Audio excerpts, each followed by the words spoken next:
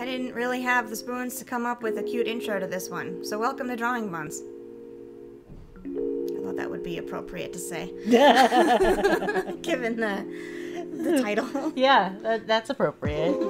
So, yeah, welcome to DrawingBunz. This week we all ran out of spoons. Yeah, you may have noticed that we didn't upload a video last week. That is because we are both in the depths of depression. Yeah, well, I'm better. Yeah. Better. and then towards the end of the week and most of this week, I've just been in horrible pain because chronic illness. Yay! Yeah. So, I've compiled some backlogged drawing content that I just kind of had, although this sketchbook thing is recent. And I looked at it and I was like, all right, well, we haven't done a podcast styled episode yet, which I really want to do, talking about things that we think are important. And these line up really well with what I think my self-care as an artist looks like. I don't know if maybe you'll have other things to add about that, but the things that I draw on here I think line up really well with taking care of your mental health as a person who draws. So like I really like the sketchbook, and I really like trying new sketchbooks and finishing sketchbooks and collecting sketchbooks, and that's definitely a form of my self-care, as well as, like, just exercising. But I don't want to say my guilty pleasure, because I mean, you're still drawing something, but my guilty pleasure is doing screen cap redraws, whether that be in a sketchbook or on my iPad or on CSP or whatever. I just love redrawing screen caps, especially from either Ghibli or Sailor Moon. I've never done a screen recap. Ever. I love them. It's like, it takes a lot of, not all of the thought process out, like, because you can, like, add your own, like, style to it, and you can, like, make other color decisions if you want to, but I really like to do it because I don't want to just color pick. I want to figure out and understand the colors. That's really why I do screen caps, I think, a lot, is because I don't have to put too much thought into the drawing other than, well, how do I draw this thing, instead of, like, coming up with my own composition. And then I can really focus on how the colors are working and, like, try and eyeball the colors versus in digital art, taking an exact replica of the color and then just painting it. Then I feel like I'm not learning anything. That's fair. I mean, I like color matching in painting a lot. I mean, that's what you do in painting. When you're looking at a photo, you're just mixing a color and matching it to something. Right. And so I do enjoy doing that process. I mean, I am a photorealistic painter, technically professionally. So you've been paid. I have That's been enough paid. For professional. I mean, I've been paid a lot, multiple times by actual professionals of the thing that I'm painting. So you've done a lot of sports portraits, right? Yeah, I've done a lot of sports portraits, and I have another commission actually coming up. And really, sports commissions are just a picture and you just redraw it. Yeah, it's a portrait. And it's a portrait. Yeah. Actually, one of the funny things, I had an agent at one point in my life for sports paintings.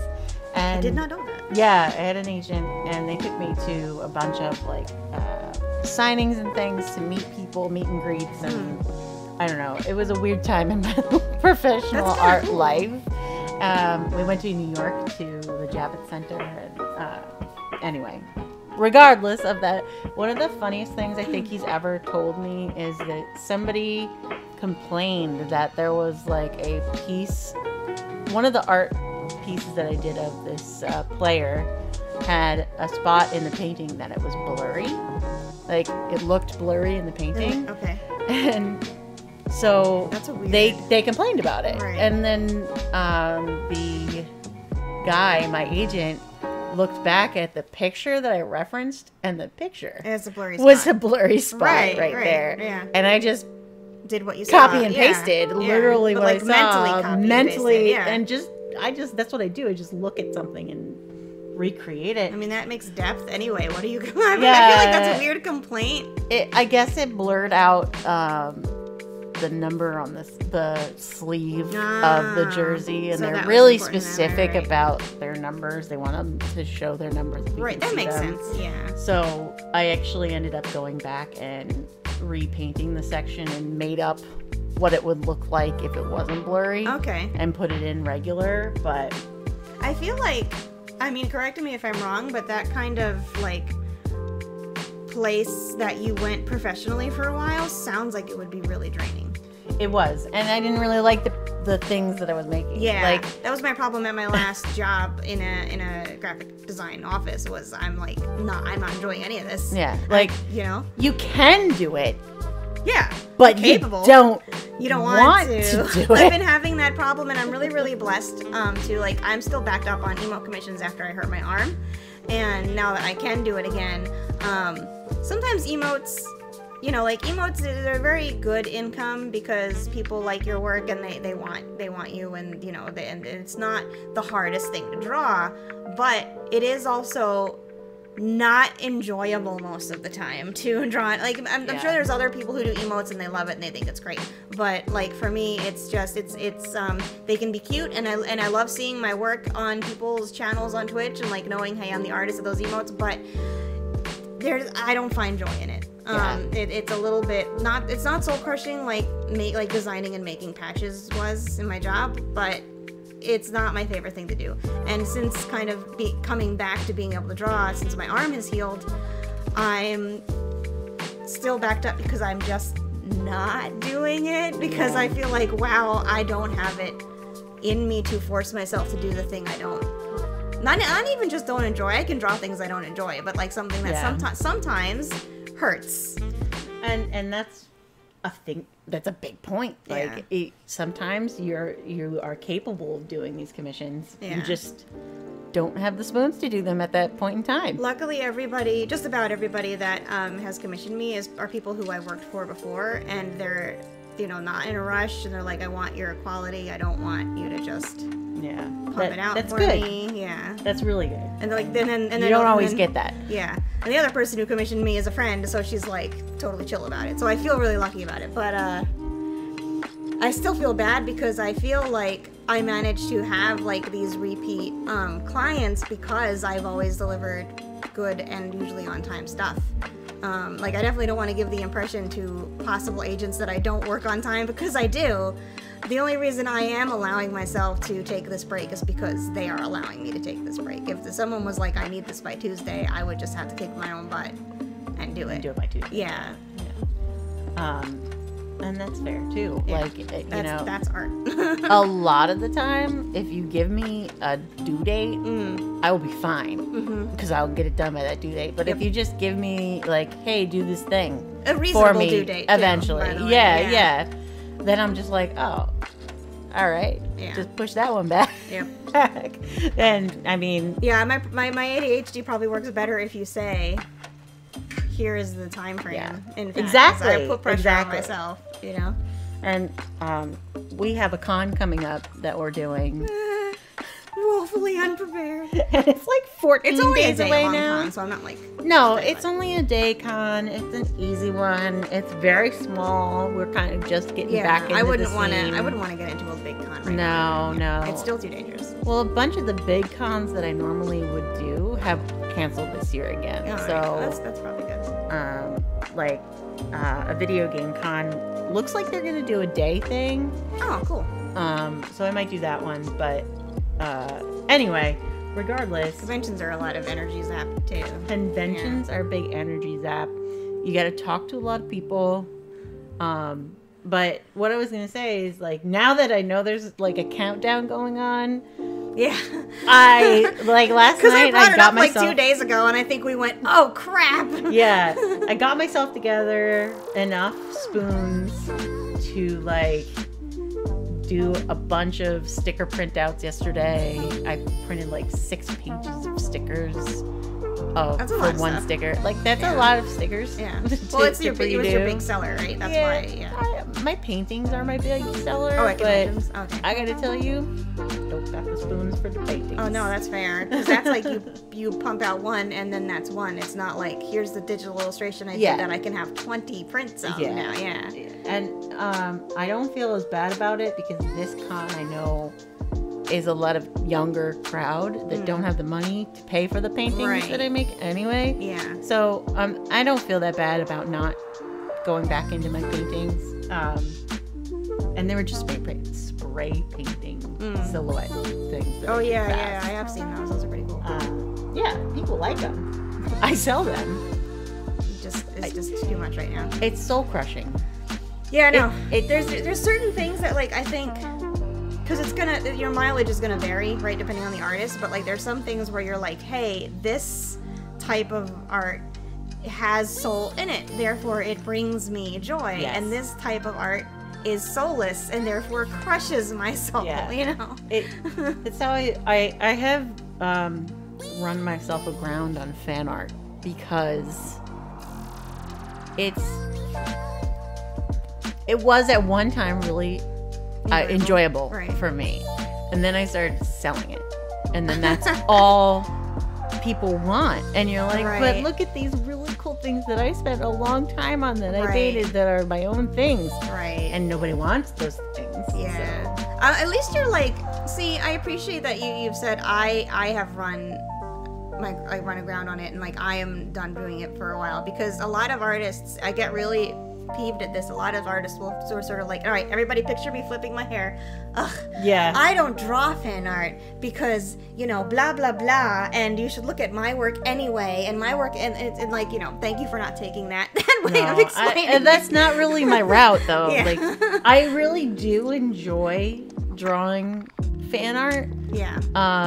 A lot of the things that I enjoy drawing as fan art don't sell, though, because I'm old and yeah, and your tastes are different. Yeah, my tastes are different. Don't watch Evangelion no more. Yeah, I mean, even like Sailor Moon, really, you have Sailor to Moon get. Is timeless, but I don't know. I don't think they like it as much as like I don't think the newer generation like it as much as we do. That's what I was going to say. Which is fair.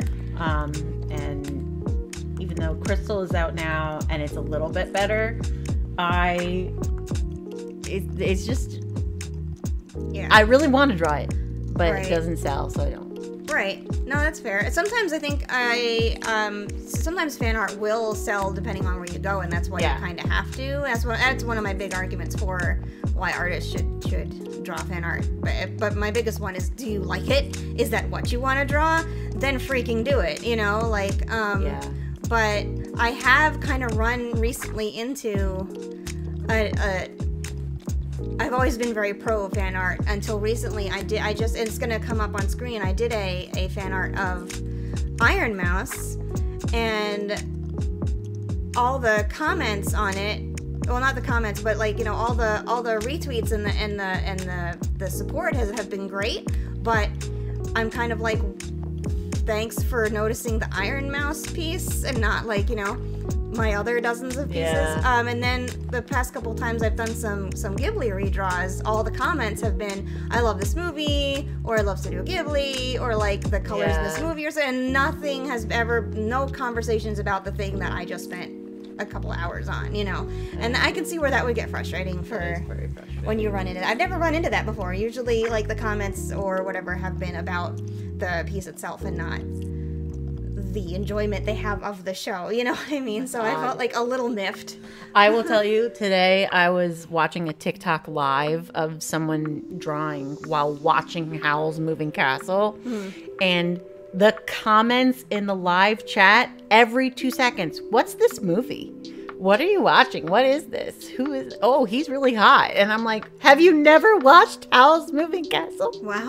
And then somebody broke me and was like, yeah, this movie is 2004. And I was like, oh my Is it really? God. Yeah. Huh.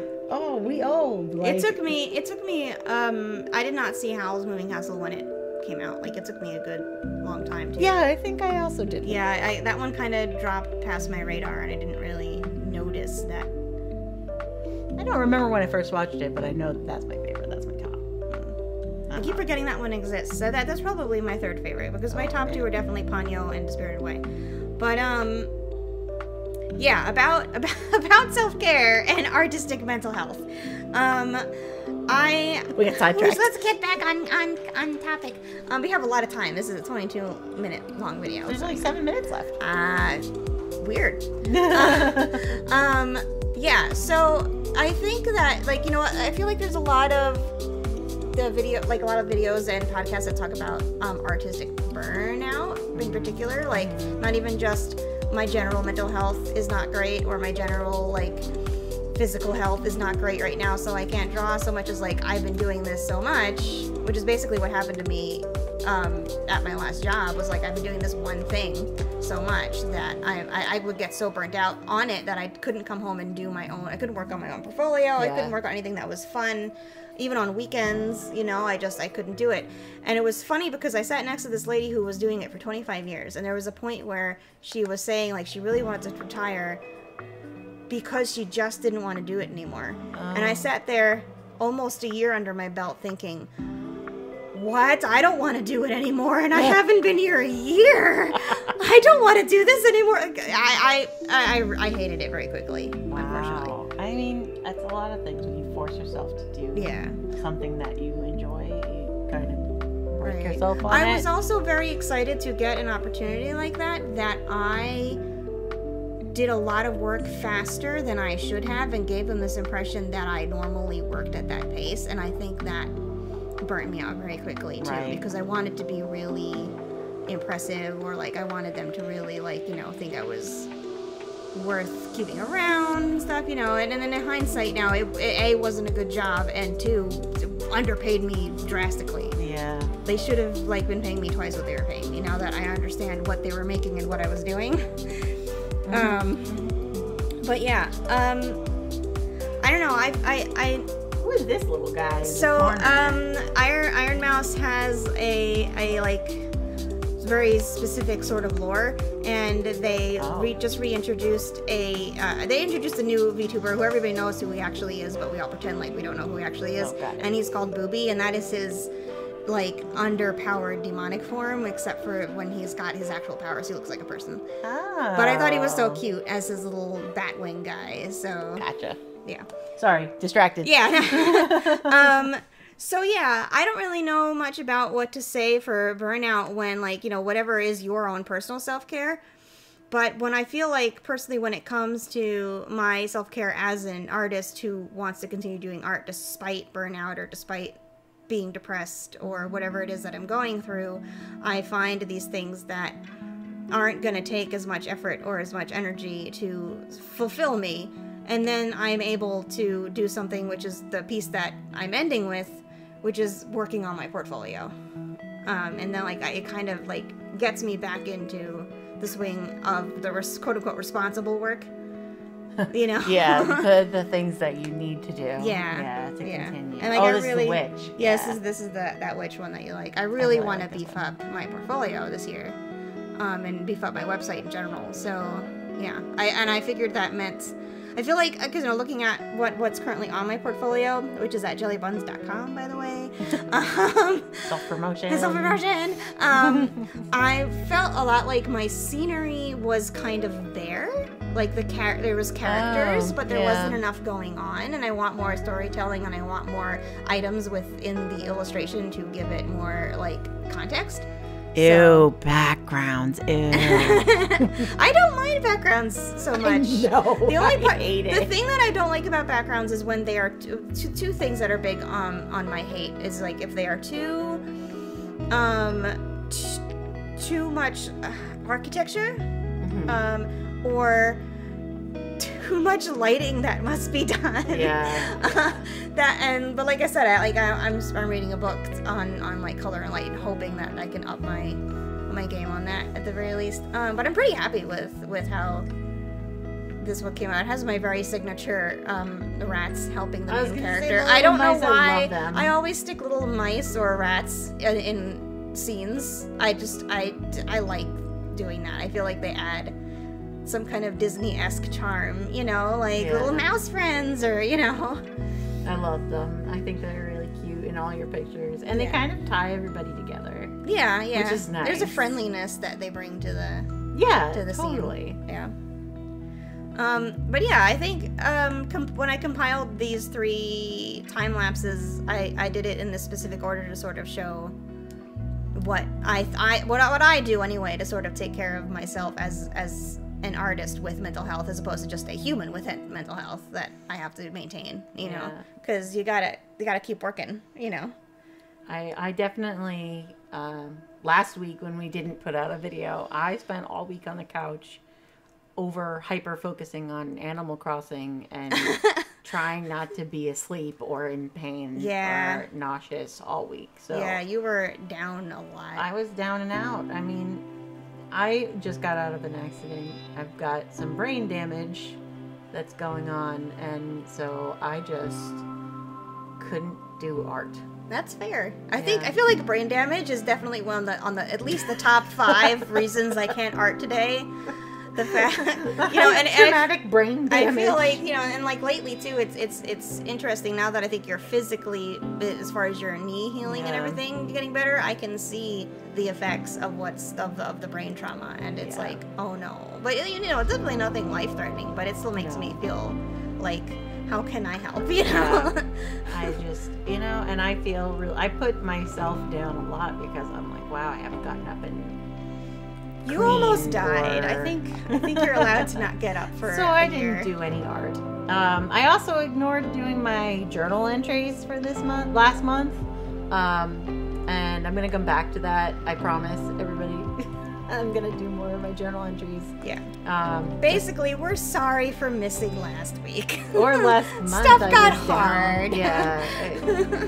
So yeah, we're sorry. We got some burnout. Yeah, and that's okay. It's okay to not always create content. Yay! Let yourself take naps. Play Animal Crossing. Play Animal Crossing Doodle obsessively. fan art. Who cares what they say about fan art? Draw it if you like it. That's right.